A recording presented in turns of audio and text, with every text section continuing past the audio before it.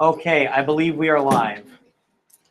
All right, so what you should be doing right now is pull out your notes.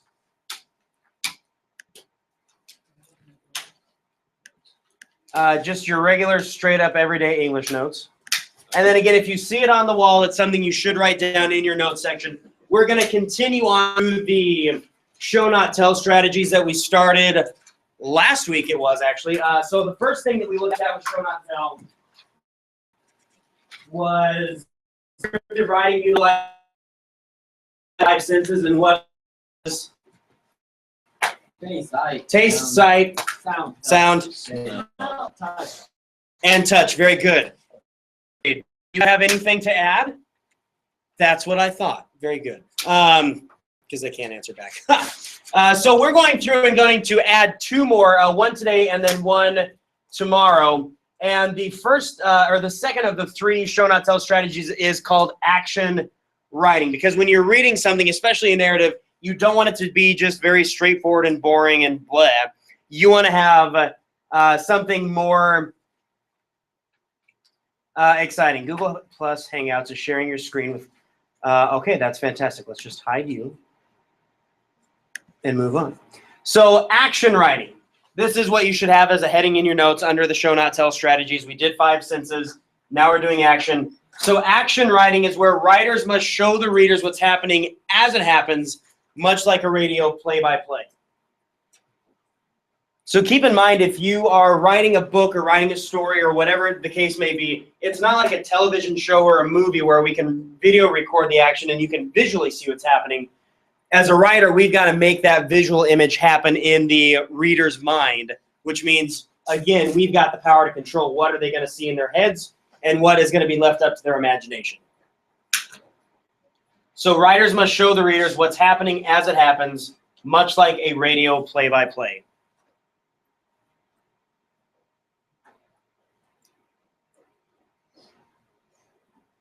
Take a moment to get that written down.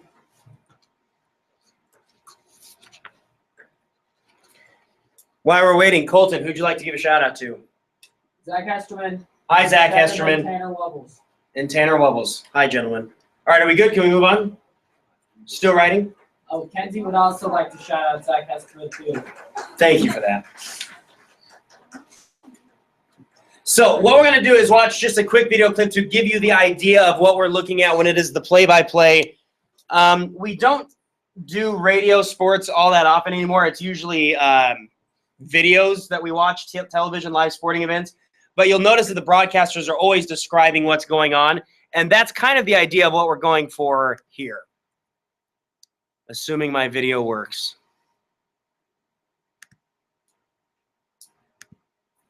Come on.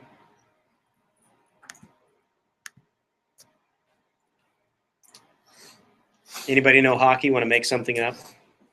I love hockey. You love hockey. What year is this? This is the Miracle on Ice. Yeah. All right, so if the video did work, technical difficulty, this was from the 1984 Winter Olympics where the Americans were the total underdogs and beat, was it Russia? Yeah. Yeah, totally beat Russia. And these were the last seconds of the game where that game-winning shot was made.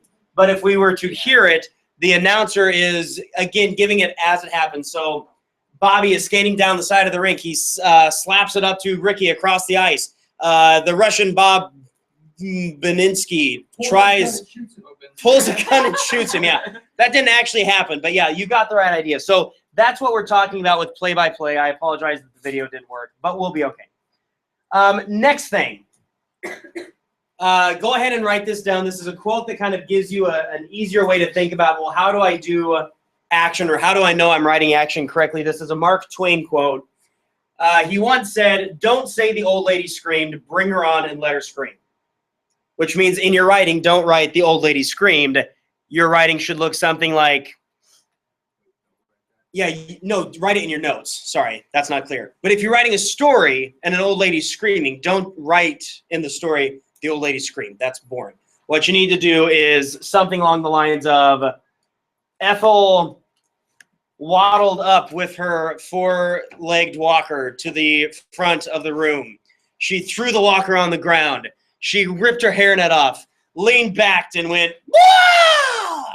Like, that's what we're looking at. So we can actually see her waddling up like an old lady, the whole nine. So you need to be able to let the reader see it in their head, which is what Twain is trying to get here.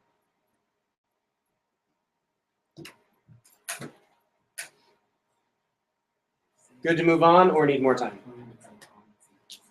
Good to move on? Okay. So here are some simple rules for action writing. The first rule is make the action unfold in real time. Does anybody know what that means? You make the action unfold in real time. What do we think?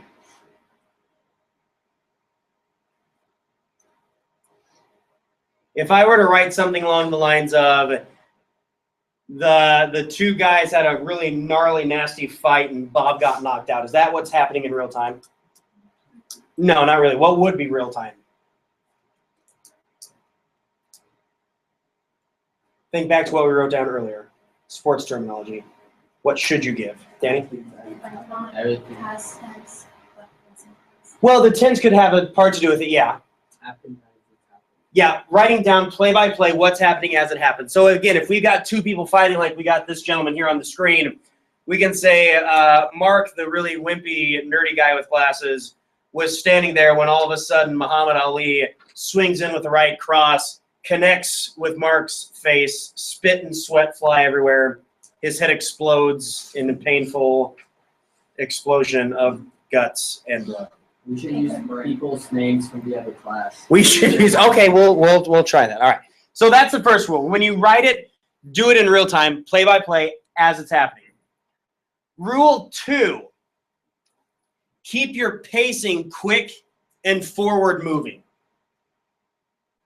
Keep the pacing quick and forward moving. Since you're writing about what's happening as it happens, you could have a lot of details about the action, but there's a fine line between just enough details to where I get a clear picture, and then so many details, I don't know what's going on. So let's take Mr. Wubbles, for example. If I'm writing about him playing some footy ball. Football. Are you sure? No, he's not thinking about the soccer. Oh. Yeah, the T's got a little thing. Anyway, if I'm talking about Mr. Wubbles playing football, just enough would be something like, what's he playing? Quarterback. He's quarterback? All right, perfect. So if you're writing that Tanner received the snap, he stepped back, looked for his receivers, saw Billy Bob open in the end zone, he pulled back, launched a missile, and then it got intercepted by the other team because, you know, Tanner's just terrible at throwing. I'm sorry, Tanner, I'm just kidding. That's the right amount. Did he actually get an interception? Yeah, 3 of them. Oh, I'm sorry, Tanner. I didn't know that. I'm sorry, Tanner. I did not know that. I swear on all that's holy. So I'm never listening to you guys again. That's probably just enough. But if you start writing too much, it gets to be too much. If I said, Tanner received the snap by putting his hand on the center's butt, and then the ball went in between his hands, and so he removed his hands from the center's butt. He turned the ball perpendicular to the ground. He took his right foot and stepped back, and then slid his left foot to match, and then realized, holy crap, I'm really tall, and I can see over. That's way too much. So you need to find a good balance so that it keeps moving forward. Tanner would have never moved his hand from the foot. Thank you, Colton. Tanner, when we're done with this, I'll let you make a recording for Colton. Rule number 3, make full use of active verbs. And when you write this down, I want you to either circle or underline the word active, because that is a key. Don't say, or excuse me, don't write things like the cat sat, because that doesn't show me a lot, and sitting is not all that much active. If I've got this really lazy, good-for-nothing cat, what active verb could I replace sat with? Slumped over onto an armchair, excuse me. What if we're talking about somebody who's running a race? Do we just say they ran? Yeah, that's boring. What would we say instead of ran? What's another better verb? Gallop.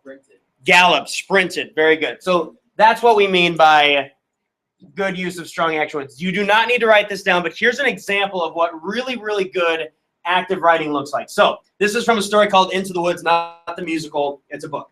From that, it says, footsteps thumped behind me, and Sweeney streaked past, running like a rugby player and already pulling out his handcuffs. He grabbed Rosalind by the shoulders, spun her around, and slammed her against the wall. She's a perp running away from a cop.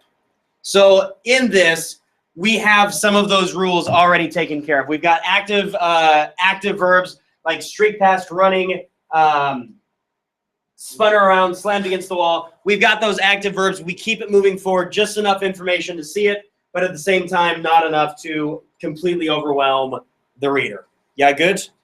Yeah. All right, so we are going to, number 4. I forgot one. Don't let scene descriptions ruin the pacing of the action, and use dialogue sparingly to play with the pace. Play with the pace.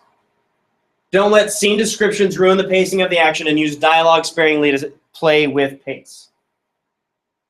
We just learned about the 5 senses and using that to describe things, and that's a great strategy, and you need to use that a lot. But if you're in the middle of an action scene, don't stop writing about the action then to expand upon, oh my goodness, look at how beautiful the forest is, and the trees, and the birds, and the larks, and the smells, and the sounds. For the most part, action and scenery description are 2 separate things that stay in 2 different places. But the nice thing, and again, underline or highlight using dialogue to play with pace, that helps, again, bring a level of realism to what's going on in action. Whether someone is writing about a sporting event, writing about running a race, a fight, any sort of things, a lot of times we don't do that in complete silence. We're actually talking as we go. And so dialogue, which we're going to learn about tomorrow, is going to help you with that.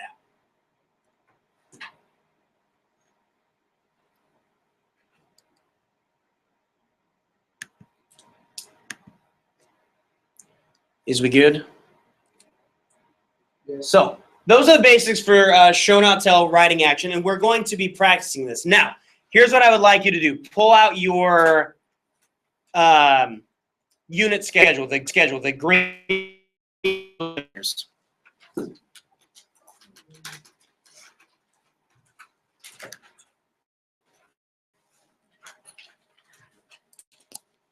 So what we're going to be doing today and tomorrow in class is working on a comic strip, which is what the handout in the back of the room is meant for, is for you to actually get started on this comic strip. So we're going to use this to practice the 2 skills of writing action and writing dialogue, which we're going to learn about tomorrow. And then if you're looking on that sheet, when does it say that it's due? I believe it's Friday. Does that sound right? Yes, very good. The 28th of August. What? Yeah. There's a typo. After that. Oh my goodness, I totally forgot to change Thursday. So Thursday should say the 3rd, August the 4th. It's due September the 4th. My bad. I take the blame. What I would like for you to write off to the side, big space, is the requirements for this comic strip. I'll get this nice and big up here so we can all see it.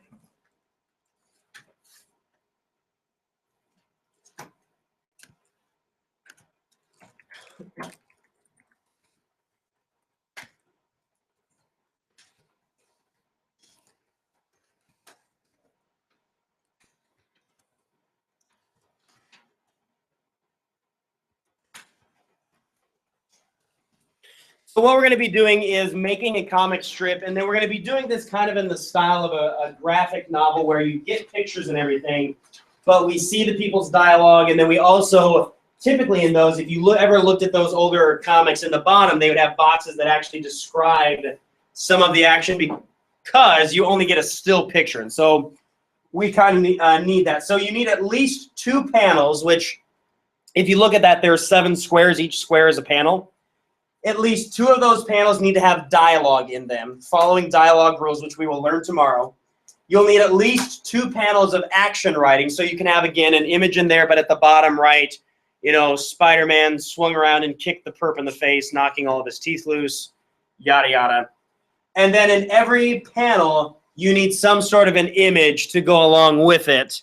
And I'm going to add that this is going to be a color comic strip. How wonderful is that? I know, right? So, to give you an idea, do we get that written down?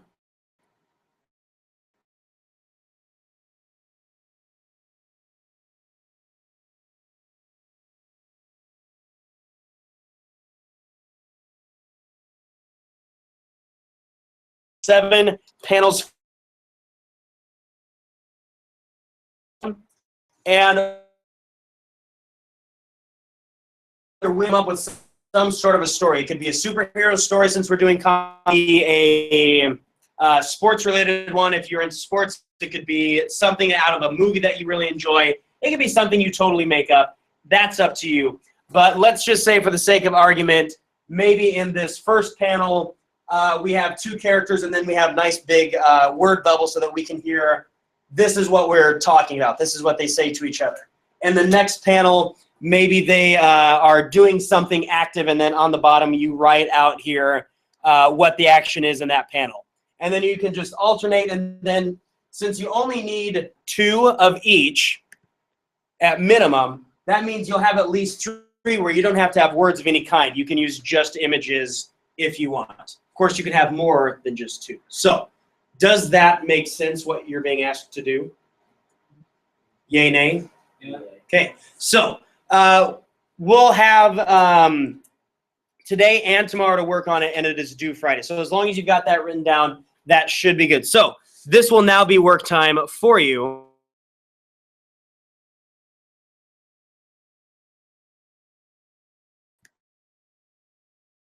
Yeah, so everybody say bye, 7th period. Okay, and then Mrs. Bielenberg is going to now show us the library requirements, which I mentioned to you, but I'm going to give you just a minute and a half here to stand up, stretch, move around, so that we can focus on that.